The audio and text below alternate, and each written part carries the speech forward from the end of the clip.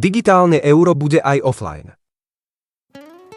Digitálne euro je súčasnou výzvou pre centrálnu banku. Ide o nástroj, ktorý by bol dostupný pre všetkých, bol by bezplatný a bol by použiteľný v celej eurozóne. Najväčšou výzvou a zároveň najväčšími obavami značnej časti populácie je miera bezpečnosti a súkromia týchto spracovateľských a finančných transakcií, ktoré so sebou digitálne euro prináša. Digitálne euro bude digitálnym statkom, to znamená, že bude dostupné pre všetkých bez poplatkov. Ako bude zachované súkromie osôb, ktoré digitálnu menu v eurozóne budú využívať? Európska centrálna banka podľa deklarovaných informácií nebude mať prístup k údajom o transakciách ani ich nebude uchovávať. Forma platby v offline režime bude anonymná ako pri používaní bežnej hotovosti.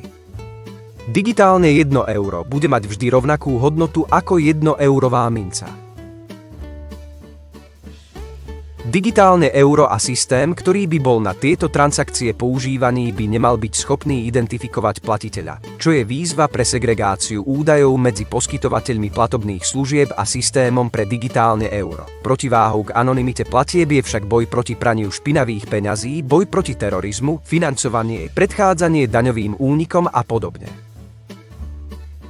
Pri využívaní digitálneho eura v režime offline by išlo o väčšiu mieru súkromia pri bežných platbách fyzických osôb a ochrana by spočívala najmä v tom, že by predchádzala falšovaniu digitálneho eura. Podobne ako je to pri ochrane hotovosti prostredníctvom rôznych znakov na bankovkách. Zavádzanie digitálneho eura bude riešené v 3 základných fázach. Prvá fáza by sa mala dnes aktuálne končiť. Ide o vypracovanie vízie, technické prieskumy a vypracovanie návrhu pre digitálne euro. Druhá fáza bude obsahovať prípravu na rozvoj digitálneho eura, spustenie vyhľadávania poskytovateľov, ďalej prieskum a legislatívne procesy. Končiť by mala v októbri 2025. V poslednej 3. fáze je vývoj a zavádzanie digitálnych technológií, tá by sa mala spustiť od novembra 2025.